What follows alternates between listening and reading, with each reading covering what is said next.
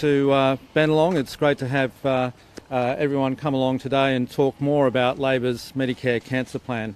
I'd like to, of course, welcome Bill Shorten, Catherine King, Christina Keneally, and, of course, the advocates here from ANVA Pancreatic Cancer Foundation. We are going to talk more about Labor's Medicare Cancer Plan, but as most people know, I'm a neurosurgeon.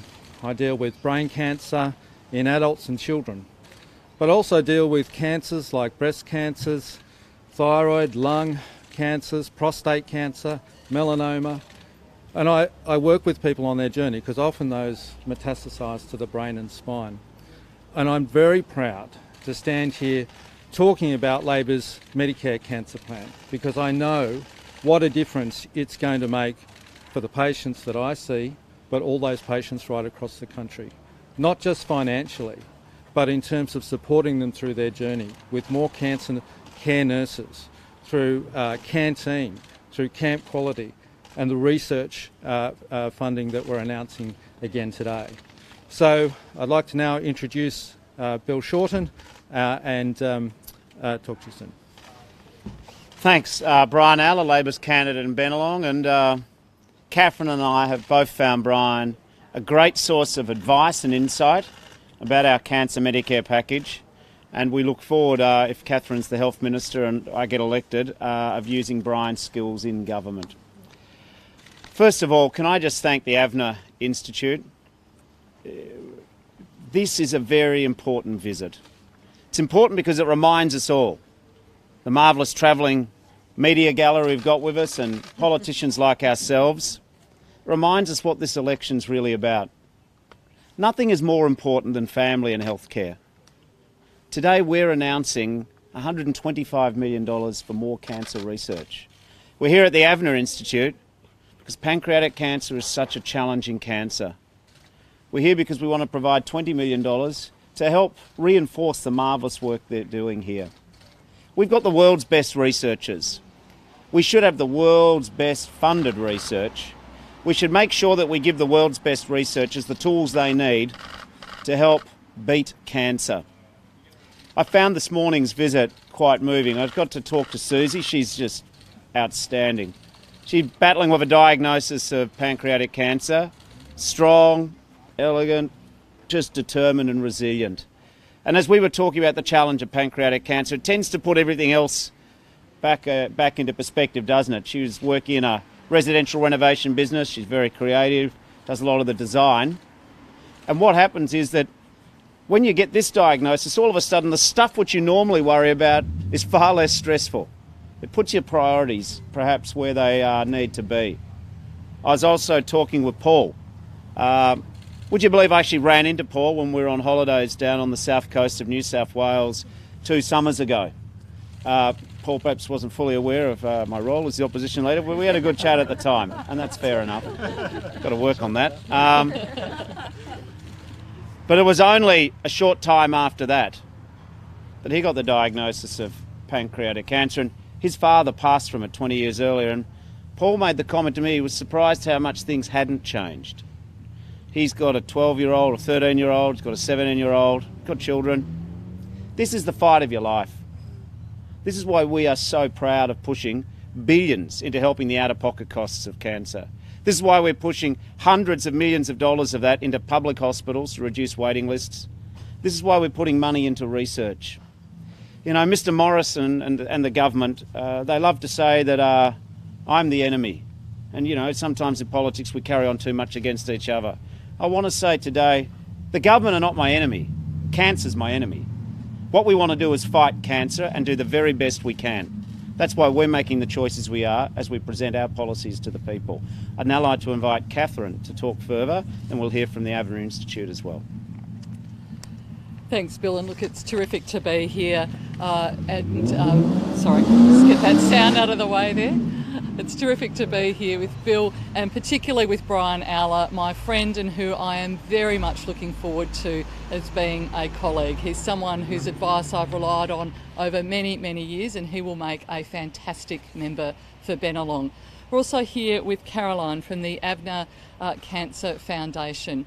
Pancreatic cancer is just one of those awful, awful cancers. It's no good cancer, they're all bad, but this is such a sneaky cancer. Some 3,200 people will be diagnosed and only 10% or less than 10% of them survive after 5 years.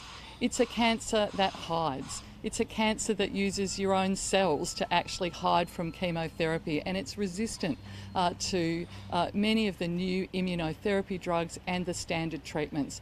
And we've not had enough money in research. So I'm very proud, as part of our $2.3 billion Medicare cancer plan, to be investing $125 million in addition to what comes out of the Medical Research Future Fund or the NHMRC. This is additional $125 million for cancer research, and $20 million to help the AVNA Pancreatic Cancer Foundation really start to turbocharge research in this area, because these people, these beautiful people, Susie and Paul, who we've met today, and the many people I've known who've passed away with pancreatic cancer, can't wait. They need this research today. I'm really proud to introduce Carolyn today, who lost her beautiful husband Avner 10 years ago from pancreatic cancer, and she's turned what has been an awful, awful family experience into trying to fight for the so many patients that we lose each year from pancreatic cancer. Caroline. Thank you all. Pancreatic cancer is a particularly horrific form of cancer. Less than 10% survive till 5 years, and for 80% of patients diagnosed, they'll be lucky to see 12 months. It is the cancer of our generation and needs to be fixed. We can see from other forms of cancer, such as breast cancer and prostate cancer, that with research funding, those stats can change. Both those forms of cancer have 5-year survival rates of 90% and higher. We know that this can also happen for pancreatic cancer. My husband Avner died in 2008. He was one of 3,000 people who died back then, and every year since then those similar kind of numbers have died. We really applaud and are so sincerely grateful for this great decision by the ALP to invest in pancreatic cancer research. I know that all the families I meet across the country who've been affected by it, who've lost loved ones in as soon as a few days, will really be so thrilled and that there's finally some hope for the disease. And I'd just like to say a personal thank you for this decision. Thank you. Thanks, Caroline. Are there questions? I'll start on my left and work around, but we'll try and cover as many as we can. Mr. Shorten, what do you make of Peter Dutton's comments about Labor's cancer dismissing? Do you think he's being deliberately provocative in suggesting she's using disability as an excuse? I'll certainly go to those remarks, but are there any questions on the cancer research announcement first? I mean, no, but that's cool. It's pretty self-explanatory. If there aren't... Yes, a question on cancer research spending, Mr. Shorten. You're here with Brian Owler. In 2014, Brian Owler speaking to health fund bosses, it's reported, said that only 7% of procedures that were covered by health funds occurred in out-of-pocket costs. So how many services incur this out-of-pocket cost? How bad is that problem with out-of-pocket costs? And do you expect Brian Owler to come into the Parliament board, a member of Bennelong, given the swing we saw at the Parliament? Oh, listen, I think Brian is a very good candidate. How many seats in Australia have got a surgeon of his track record and his public policy leadership? Brian Owler's taking a significant financial hit to run for Parliament. That's his choice. But he's done a lot of good. And we were just speaking to a lovely lady in there, Sharon, who's been working on the scanning machines for 45 years. And she said to me that patients are going to be disappointed because he's done so much for them. But Brian's willing to subject himself to this and all the other issues. Labor's very lucky at the moment. We've got a very talented front bench. I promise you, Catherine King will be an outstanding Minister for Health. We've got some very talented people running in hard seats. Brian Owler hasn't asked for the easy path for a safe Labor seat. Bennelong is a very difficult seat for Labor to win. But how lucky is my party that we're attracting people of his calibre, his knowledge? You know, I think it speaks volumes for him, and perhaps even a little bit for our united party. Why would, we're the party of unity? But Brian can answer some of the more detailed questions in a moment, but I want to go to this question. I've noticed it percolate through conservative blog sites or other forums, or some of the government ministers saying there's no problem with out-of-pocket expenses in cancer. If you believe that, go and ask someone who's getting cancer treatment right now. We've set up a website in the last few days just to ask people's stories. We've had hundreds of heartbreaking stories. So if the government is so out of touch that they think that there's no out-of-pocket problem with the treatment of cancer, I suggest they talk to cancer people diagnosed with cancer. I met an amazing lady at the Royal Brisbane Hospital. Seems a lifetime ago. It was Monday, Elaine. She's had a diagnosis. She's been battling cancer since 2011. Nothing has worked. She's had to go into the private system as well, get the cancer trials. She's a really warm lady. I would put to you that 100% of you here would, hope that she was your neighbour. She's a lovely lady. But she said to me, Bill, I think we're now down to 10% chance. I'm going to try one more drug. But she just held my hand and she just said, but what worries me isn't what happens to me. It's that my family will be left with a debt. And, go and ask a number of people who have to access their superannuation just to pay for their cancer treatment bills. So, listen, I think the government shouldn't be running this argument that everything's fine and dandy, because it's not. Yes, the public system's excellent, but there are waiting lists, massive waiting times, and I want to give you, even I as a layperson have worked out this about cancer, you can't outwait cancer. Cancer makes you sick, but it shouldn't make you poor. There is a problem. Labor has deliberately made hard decisions, not totally popular with everyone, to say that you can't get a tax subsidy on your sixth property investment. But we are saying I would rather use taxpayer money to help Susie and Paul. These are real people we're talking about. This isn't a theoretical debate or a Canberra game. Pancreatic cancer is a shocker.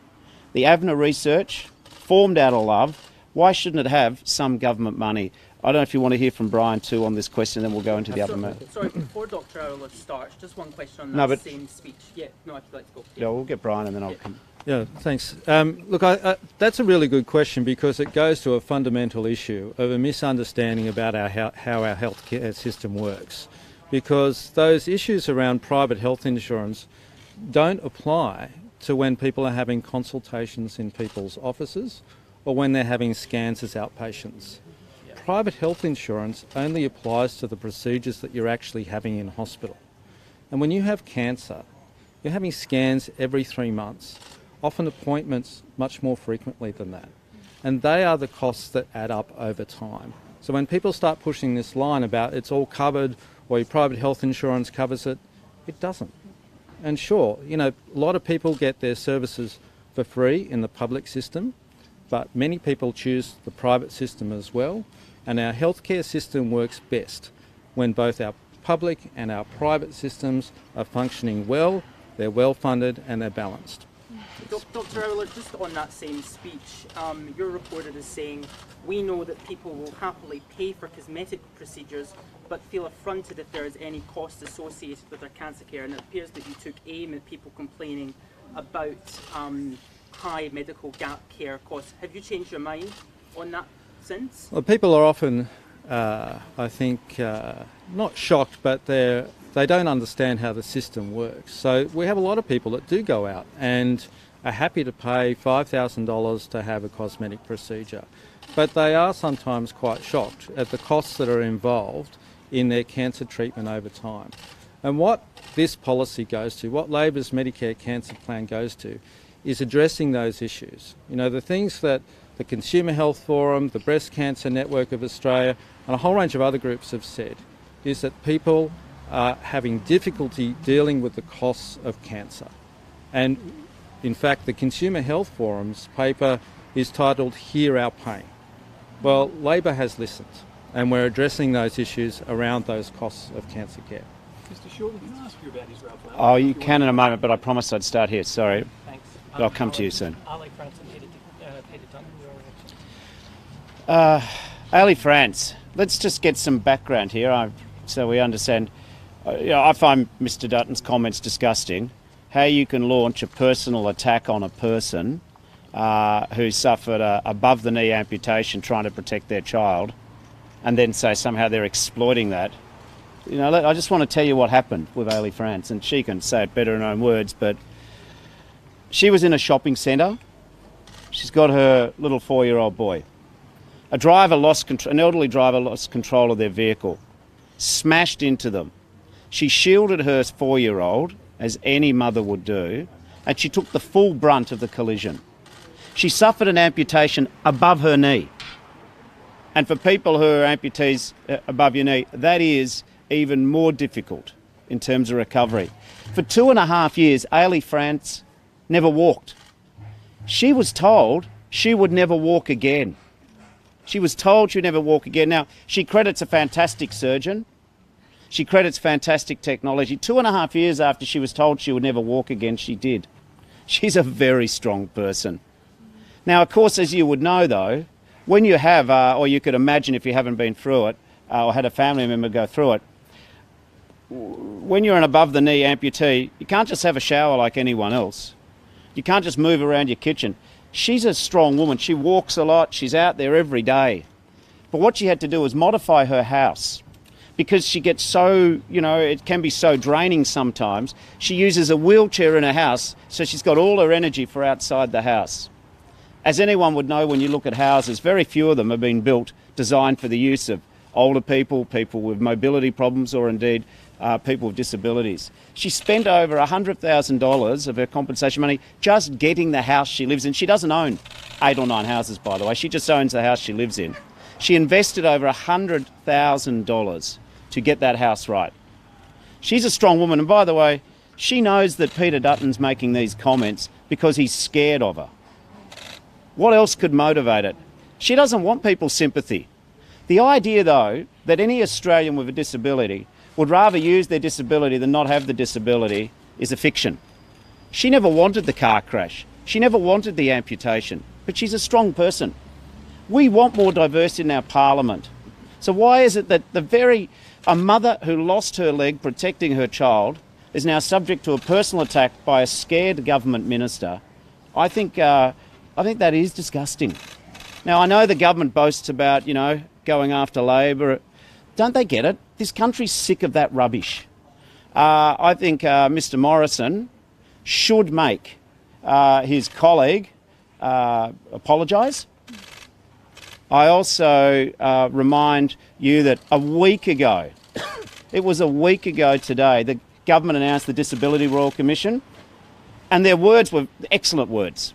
Beautiful rhetoric, soaring. They said, we've got to have a culture of respect towards people with disability in this country. Well, that didn't last very long, did it? So what we have here is Mr Dutton has insulted every Australian with a disability, and Mr Morrison has said, that's okay. So, Ailey France she's campaigning. She was at a railway station this morning. She understands, she can recognise fear in her competitor when we see this sort of base personal attack. But is this where the government's got to? That they're going to start saying a person's using their disability? When especially, all you had to do was just get that 60-second backstory that I told you. Mr. Shorten. Sorry, I did promise you next and then you and then you, yeah. In regards to Israel Folau, and I appreciate many people will be repulsed by his comments, he has an implied right to practice a religion. He has an implied right to preach that religion. Why doesn't he have a right to put that on social media? I think when you single out parts of the population with an offensive attack, I think the rugby authorities have acted in an appropriate manner. I don't really want to get into everything that's been said, but there is no freedom to perpetuate hateful speech. And, some of the comments which have been seen, far closer to hateful than I think appropriate for what people should be doing on social media. Shorten, the government's release when it says its treasury modelling, putting the cost of your tax measures and non-measures at $387 billion. What do you say the true figure is, and how do you explain the discrepancy if there is one? Well, first of all, I think this is a desperate government who are willing to lie about anything. I just want to go to what Senator Cormann said in estimates. This is why we struggle to take the government seriously on their campaign of lies and untruths. Senator Cormann was asked, or there was a Treasury person asked a question by one of our Labor senators, and it was about costings. And Senator Cormann said, these are his words, they're not mine. We better tell that West Australian minister that. Senator Cormann said, that is not the Treasury's job. The Treasury does not cost Labor's proposals. 20 February. Now, apparently either he was lying then or we're seeing lies now. The other thing is about this. The government insists on characterising us shutting down loopholes and unsustainable subsidies to the top end of town as taxes. Let me use an example. Accountant's exemption. What happens is you can, if you're fortunate enough to have $1 million to deduct, you get that $1 million, you get the accountant to look at the deductions, you can write off $1 million of your tax. Sweet. Did you also know in Australia that if that accountant charges you $100,000, that you can claim the cost of minimising your tax, even what you paid the accountant to do it? And if we're going to stop that loophole, that is not a new tax. That's cracking down on a loophole. This government have become so addicted to defending their mates at the top end of town, they no longer recognise the difference between a tax and just protecting a rort. Mr. Shorten, just... What do you say the total impact is? Is it 387? No, I'm not even buying into that debate, because it's a false debate. I'll use another example. This government, I think, from its propaganda, is somehow saying that a tax cut in 2025, which they haven't legislated.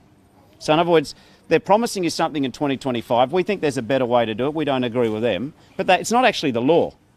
They're now saying that because we won't agree to something they haven't done in 6 years' time, that is a tax increase on Australians. This is a fairy tale. And I tell you, just hang on, Jono, to further answer your question, the reason why I don't even accept the basis of what they're saying, it's this.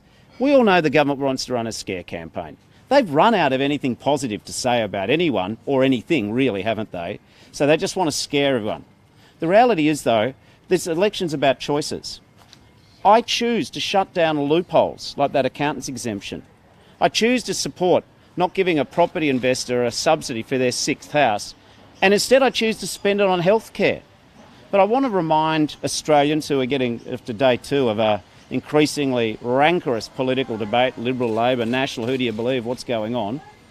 I just want to say to Australians, this election is about you, the people, it's not about us. I want to say that whilst I disagree fundamentally with how this government's mucked up the last 6 years, their instability, cost of living, everything going up except your wages, their cuts to schools and hospitals, I don't see the government as my enemy. I see cancer as my enemy. I see as my enemy when people can't afford to see the doctor or get the treatment they want. And Australians, I think, want to hear more of that from our politicians.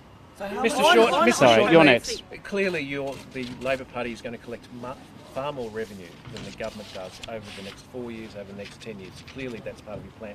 Doesn't that not have some sort of economic impact which will affect ordinary people? It's clear that we want to spend more money on public schools. That will have an economic bonus. It is clear that we want to have universal kindergarten for all 3 and 4 year olds. Did you know Labor's policy is to provide 15 hours a week, 40 weeks a year to all 3 and 4 year olds? The dividend of that means that those kids, when they get that preschool kindergarten education, are going to have a much better learning experience at school. The smartest countries in the world already do this. What we choose to do is spend scarce and important taxpayer money on educating the kids, on decreasing the out-of-pocket costs of, cancer treatment, rather than spend it on tax loopholes like deductions to accountants for $1 million or property subsidies. The other one, which is a big, I go to now, just to help explain why we mean I don't accept their figures at all, is that at the moment in Australia, we give nearly $6 billion in tax credits to people who don't pay tax. This is called a gift. And it's a nearly $6 billion gift, and it's going to increase every year. So when we say we're not going to give the gift anymore, that is not a tax increase. It's just a decision to improve the bottom line of the budget. It's a decision to fund our healthcare. 1 in 2 Australians will get a diagnosis of cancer by the time they're 85, average life expectancy. 1 in 2 of us. And it's expensive.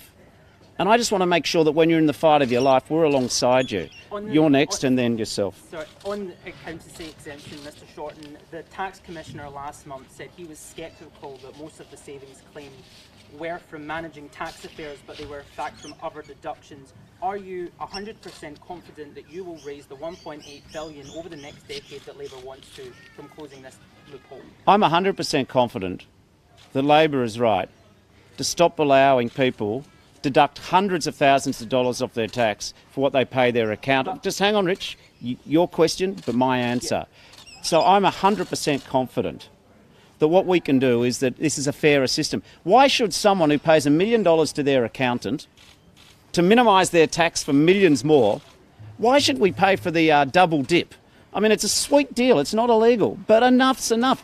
How long does this go on before we say, I'd rather fund the school where your kids go to and I'd rather fund pancreatic cancer research? Timmy, Richard, I've given you, Richie, we've got plenty of time, another 35 days, for better or for worse. I am... Tim, and I'll come back. Bill Shorten, Scott Morrison has accepted a challenge to debate you in Perth, I understand. One, could you give us a direct answer to the challenge to have a debate in Perth? Two, more broadly, could you tell us how many debates do you think we should have in this campaign, and what kind of conditions would you apply to the way they're conducted, where they're conducted, and when we'd see them?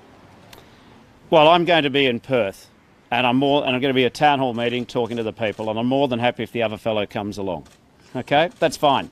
Secondly, it's a shame that Mr Morrison, or the government I should say, just saw fit to have 10 days of Parliament in 8 months, because isn't that where we do a lot of the debating? I'm certainly up to a couple of debates with him, and but I want the people involved.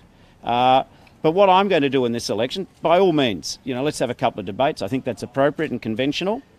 But I just want to say to the Australian people in the next 35 days, we want to keep hearing from you. We want to talk our positive plans. There's a very clear choice.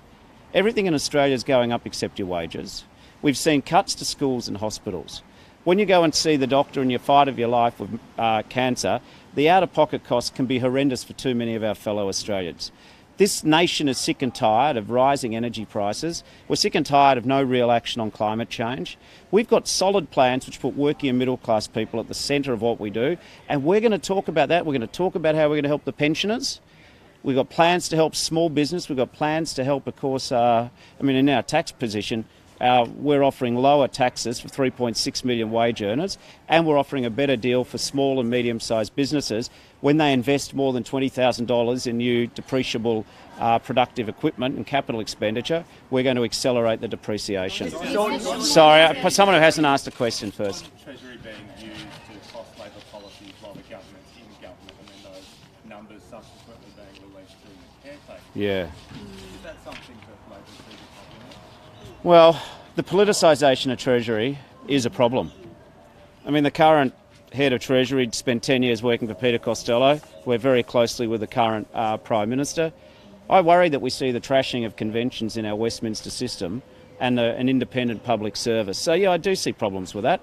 But that's okay. I expect in this election the government's attack on Labor to get louder, shoutier, more aggressive and more exaggerated. I guess that's the price we pay when we have a government who's got nothing positive to say about the people. Sorry, does anyone who hasn't asked a question? Yeah, just quickly. Are you at all concerned about the Real Estate Institute's active campaign to lose Labor votes in marginal seats over the negative hearing? Well, the real estate agents, obviously, it's in their financial interest to keep taxpayer money flowing to their business model. But they say it's going to... Yeah, I'm telling you what's really going on. You've got to ask yourself, why are they campaigning?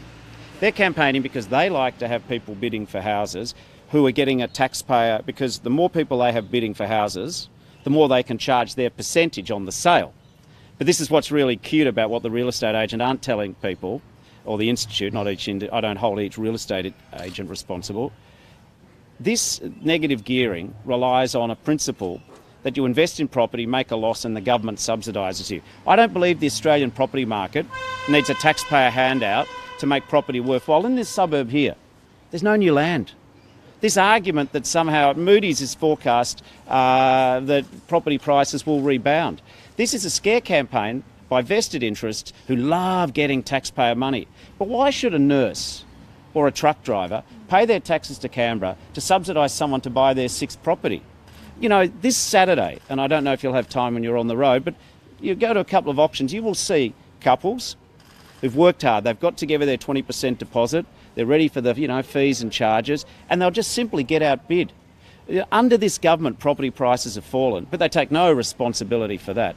Under this government, who voted 26 times against a banking royal commission, they let the banks run amok. Now the regulators, in a big reaction, are now all over the banks. The banks don't want to lend as much money. When does this government take responsibility for the shambles of the last 6 years? Sorry. It's one of your big ticket policies. Can you tell us clearly what is the breakdown between new and existing properties in negative gearing? We haven't got a clear answer on that question. We think currently the vast majority of negative gearing subsidies go into people who invest in existing housing. We would like to see that oriented towards new housing. And so the other thing I should just make, can't say this enough because I'm not sure that some of the vested interests who love that government taxpayer subsidy to prop up their business models tell you, our changes are not retrospective. Any Australian who invests up to the 31st of December 2019 under the current laws, they'll be negatively geared. It's not a retrospective change, and you can still do it for new housing. Sorry, is there someone who hasn't asked a question? Can I just ask about Julian Assange? Should Australia be doing anything to stop his extradition to the United States, and what's your general reaction on his arrest? Well, I don't know what's gone on in the last 7 years in the Ecuadorian embassy, and I suspect that'll come to light over coming days. He's an Australian, so therefore he's entitled to consular assistance. No more, no less, but he's certainly entitled to consular assistance. I noticed the government said the same thing. ACOS says they want to ramp up Newstart. They say we really need it lifted. I know that you're going to review it once you're in government, but can you guarantee it'll remain the same level? We're not reviewing it. Newstart's too low, and we're not reviewing Newstart to keep it at such low levels. But we've got to get it right. You've got to see the interaction with the tax and transfer system. I mean, Newstart's just part of a broader problem. The problem in Australia is that everything's been going up except people's wages. And we need to see that, and we're seeing a lot of people being left behind. This economy is not being managed in the interest of working and middle-class people. Perhaps we can do one more question here, and then we'll move on. Over to you. On just what you said about Newstart then, are you suggesting that either way, whatever comes out of the review, there will be some kind of increase? I think there has to be. But let's see what happens with the review. I'd be amazed. We're not holding a review to lower it. We're not holding a review to forget about it like they did with the energy payment. But again, just to finish up, I would like to thank the Avner Institute for the work it's been doing. I want to thank, in particular though, Susie and Paul. They just remind me of what's important. It was a good wake-up call. When you get that diagnosis, you're going to worry less about your texts and a little bit more about your family and what's important. I promise Australians that during this election, I'm going to do my very best to focus on you. That's why we are committed so heavily into revolutionising help with the cost of cancer. Thank you very much.